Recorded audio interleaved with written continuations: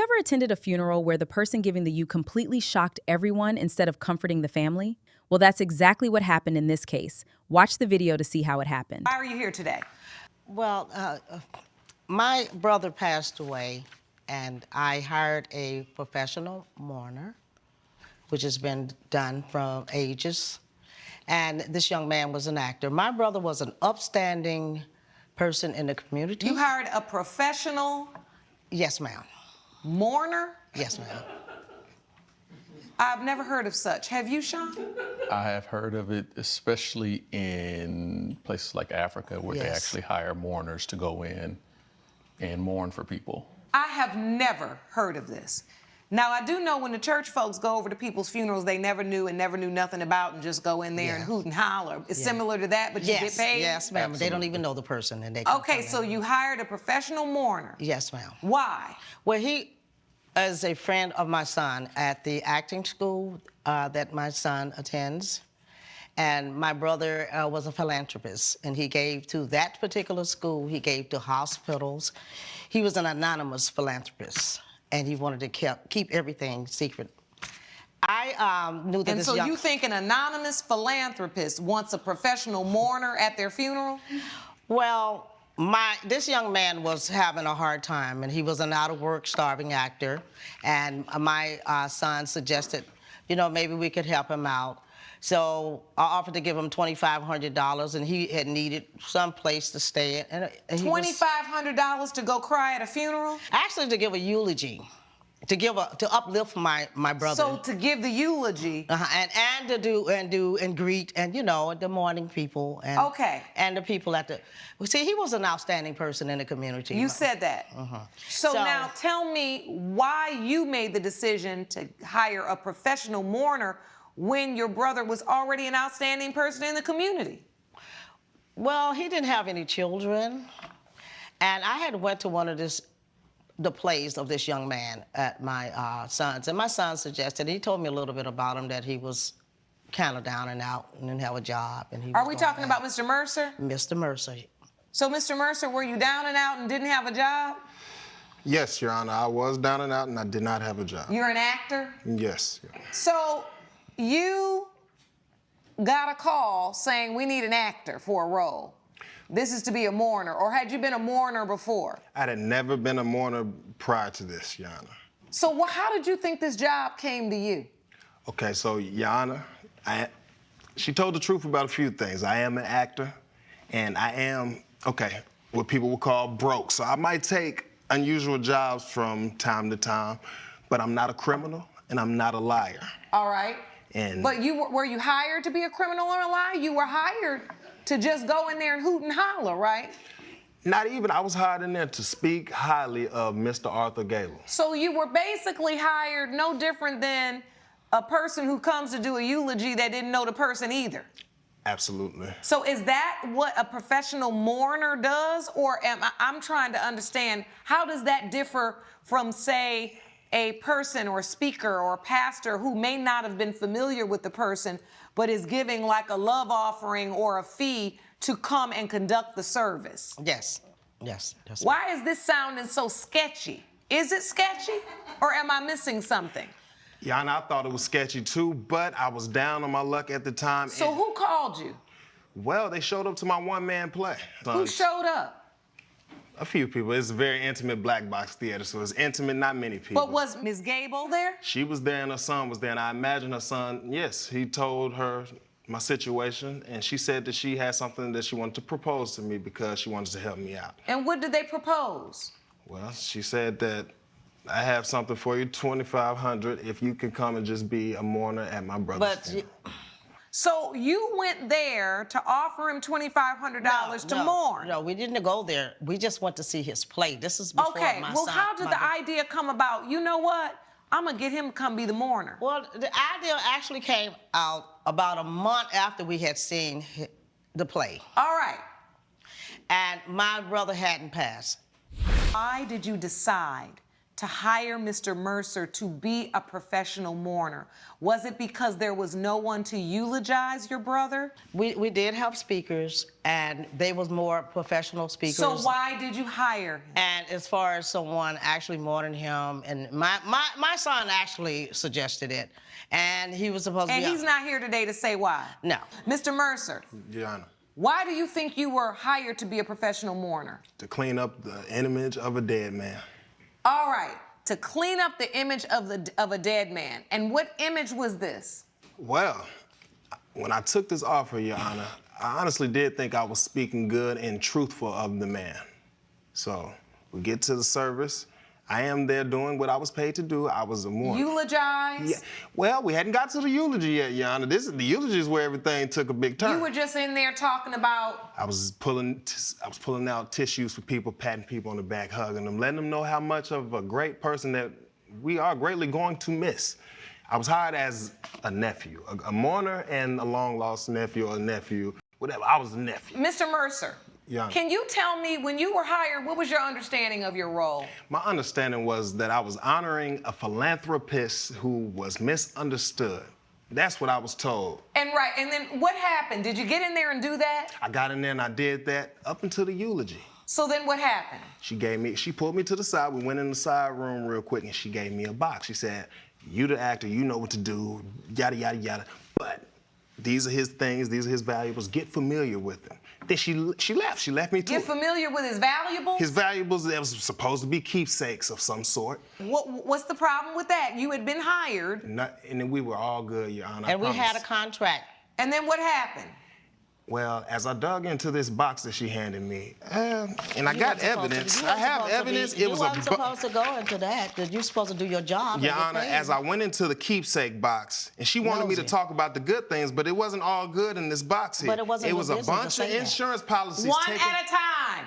It was a bunch of insurance policies taken out on some of the elderly people that were there at the service. What? That I grew up with some of these people that were at the service. That's the thing. She didn't know I knew. I knew some of these people. Like, There were insurance policies. taken out on elderly people because wasn't aware this of man was betting on their deaths, and ironically, he just beat them to it. But what does that have to do with you being hired as an actor to be a professional mourner? Well, I just couldn't keep going on with that lie right there, and especially if some of the elderly people were there, if they're looking up there and realize that might be my next stop, they could die tomorrow. And guess what? The last lie is gonna be the one I told them I can't do it, Your Honor. I Oh, cannot so do you it. felt like you had uncovered something sinister and illegal.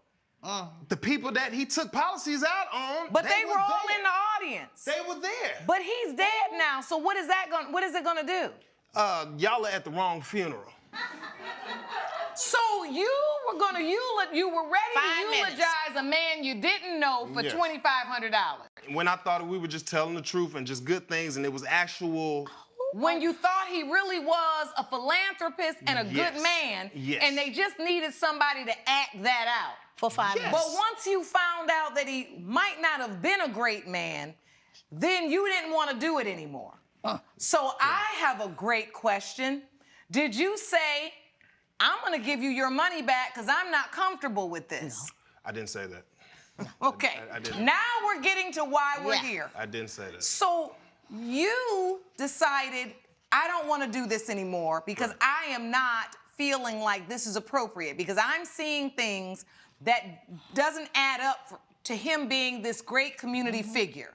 Yes, ma'am. Now, not only am I acting, I'm lying Actively lying right now in the service. Yes. in the service. Yes. The acting part wasn't a lie. You acting like you knew him wasn't a lie enough. This was a lie on a lie. A double lie. Yes. A lie to the second power.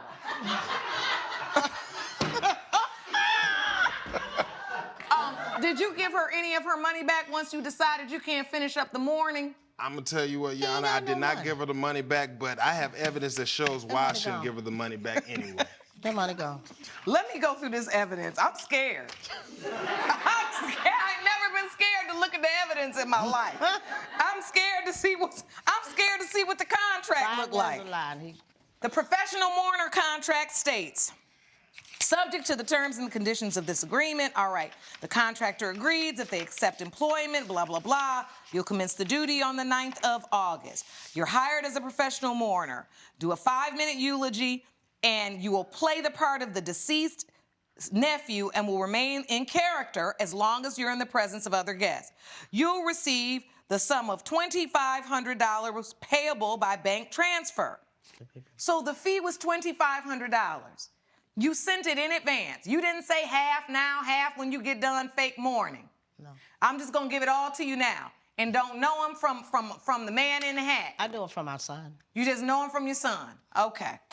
Coming up. So, Mr. Mercer, once you decided that you don't feel like your conscience would allow you to do the job that you accepted full payment for, why is it that you didn't walk over to Miss Gable and just say, Yeah. excuse me, I am feeling compelled to not do this?